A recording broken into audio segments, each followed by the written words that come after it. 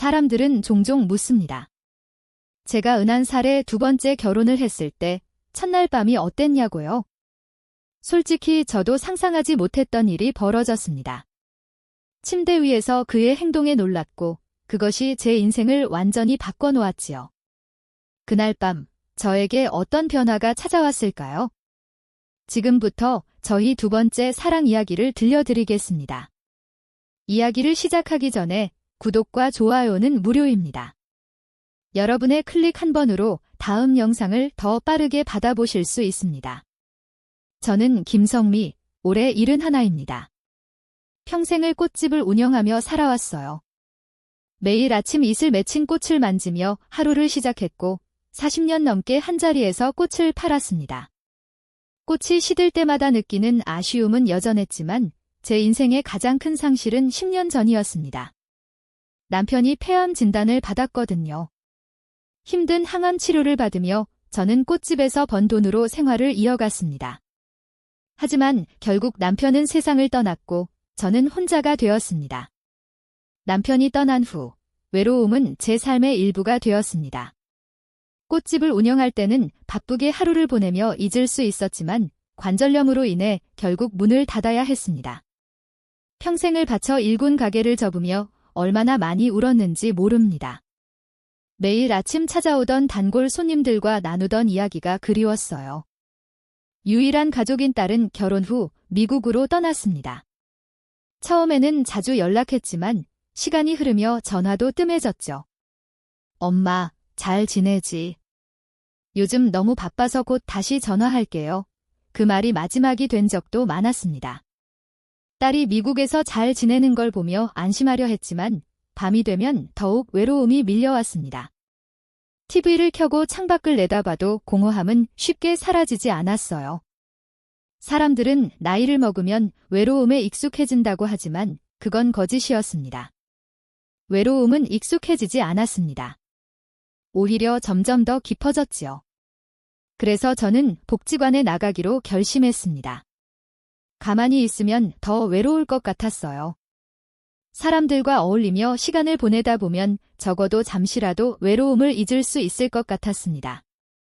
꽃꽂이도 가르치고 요가도 배우고 때론 산책 모임에도 나갔지요. 하지만 저녁이 되면 집은 여전히 조용했습니다. 그날도 평소처럼 복지관에서 수업을 마치고 나오는데 겨울바람이 유난히 차가웠습니다. 손을 주머니에 넣으려는데 발밑에서 반짝이는 것이 보였습니다. 누군가의 반지였습니다. 주울까 말까 고민하는 순간 차분한 목소리가 들려왔습니다. 혹시 반지 못 보셨나요? 고개를 들어보니 한 남자가 서 있었습니다. 칠수는 넘어 보였지만 등은 반듯했고 눈빛은 맑았습니다. 반지를 찾고 계시는군요. 제가 말하자 그는 부드럽게 웃으며 대답했습니다. 네, 아내의 유품입니다. 매일 이 길을 산책하며 지니고 다녔는데 오늘 실수로 놓쳤네요. 순간 마음이 찡해졌습니다. 반지를 집어 그에게 건네며 말했습니다. 다행히 제가 발견했네요. 그가 반지를 받아들며 안도의 한숨을 내쉬었습니다. 정말 감사합니다. 제 이름은 박영호입니다. 혹시 차 한잔하시며 이야기 나누실 수 있을까요? 그렇게 우리는 복지관 근처 찻집에 들어갔습니다. 따뜻한 차를 마시며 이야기를 나누었어요. 그는 평생 중학교 교사로 지내다 퇴직했으며 5년 전 아내를 암으로 떠나보냈다고 했습니다. 이후 매일 이 길을 산책하며 아내를 추억한다고 했지요. 아내가 꽃을 참 좋아했어요. 그의 말에 가슴이 울렸습니다.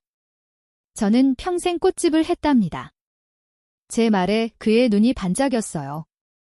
그렇다면 혹시 근처 행복화원의 주인장이신가요? 저는 깜짝 놀랐습니다. 어떻게 아셨죠? 아내가 그 꽃집 이야기를 했거든요. 꽃 하나하나에 정성이 담겨 있다고요? 그런데 어느 날부터 문이 닫혀 있더군요. 관절염 때문에 그만뒀어요. 제 말에 그가 제 손을 물끄러미 바라보았습니다. 주름진 손, 굽은 마디. 부끄러워 손을 감추려 했지만 그가 조용히 말했습니다. 꽃을 다루던 손이시군요. 참 예쁜 손이에요. 순간 얼굴이 붉어졌습니다. 들어 누가 이런 말을 해주겠어요? 더구나 그의 눈빛에는 진심이 담겨 있었습니다. 그날 이후 우리는 종종 마주치게 되었습니다. 매주 화요일 꽃꽂이 수업이 끝나면 그가 기다리고 있었습니다. 함께 차를 마시며 이야기를 나누었죠. 그는 제가 만든 꽃다발을 보며 진심으로 감탄했고 저는 그의 따뜻한 시선이 좋았습니다. 하지만 어느 날 그는 보이지 않았습니다. 한 주, 2주 시간이 흘렀습니다. 복지관 직원에게 물어보니 입원했다는 소식이었습니다. 심장이 좋지 않다고 했어요. 저는 망설임 없이 병원으로 향했습니다. 그의 병실 앞에서 잠시 망설였습니다. 그때 안에서 여자의 웃음소리가 들렸어요. 아버지, 이제 좀 어떠세요? 그의 딸이었나 봅니다. 저는 그대로 굳어버렸어요. 문득 제가 너무 경솔했다는 생각이 들었습니다. 발걸음을 돌리려는 순간 그의 목소리가 들렸습니다. 성미 씨. 뒤돌아보니 그가 문 앞에 서 있었습니다. 환자복을 입었지만 눈빛은 여전히 따뜻했습니다. 그날 이후 우리의 이야기는 새로운 국면을 맞이했어요. 그리고 마침내 우리의 두 번째 봄이 시작되었습니다.